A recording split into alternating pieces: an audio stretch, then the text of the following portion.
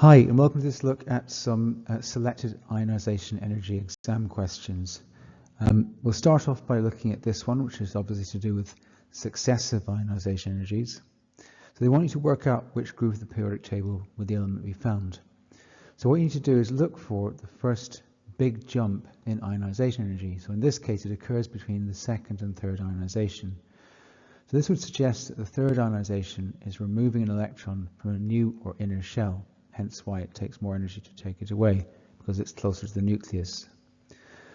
So that must mean that the first two ionizations represent the outer shell electron, so that would put it in group 2. Okay, let's have a look at the next question. So in this multiple choice question, they want you to choose the electron configuration representing the element with the largest first ionization. So this will be an element with a full outer shell. If it's got a full outer shell, this means that for the number of shells it contains, it has the maximum amount of protons in the nucleus, and therefore the highest nuclear attraction. So if you're looking at a specific number of shells, you're not changing the shielding. And shielding is the most influential factor in ionization energy. So if you're keeping the number of shells the same, then you're keeping the shielding the same. So then what happens is the amount of protons takes over as the dominant factor.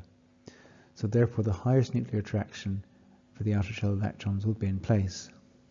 So in this case it's going to be C, because you can see that it's got 2s2, 2p6. So that's your 8 outer electrons right there in shell number 2. So obviously this means it's going to be answer C. So what they need you to do here is add a point to figure 22.1 for the first ionization of the energy of the element with Z equals 10. So that obviously means that you consult the periodic table and you'll find it's neon. So that means it's going to have a very high ionization energy as it's a noble gas.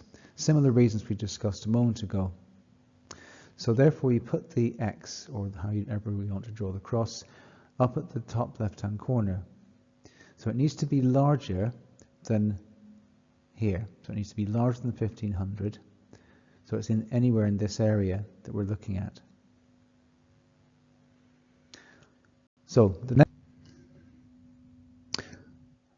Okay, so this time they want you to explain why the first ionization energies in figure 22.1 show general increase across the period. Firstly, there's an increase in nuclear charge, and you've got the same or similar shielding, which will lead to an increased nuclear attraction. The second part of the question that refers to this diagram is asking you to explain why the general increase in first ionization energies across period 3 is not followed from magnesium to aluminium, which I've now circled. In other words, why is there that little dip there? So you write out the electron configurations for each element, and then you explain why the first ionization energy for aluminium is less than that of magnesium, remembering that all the elements have the same number of shells, being in the same period.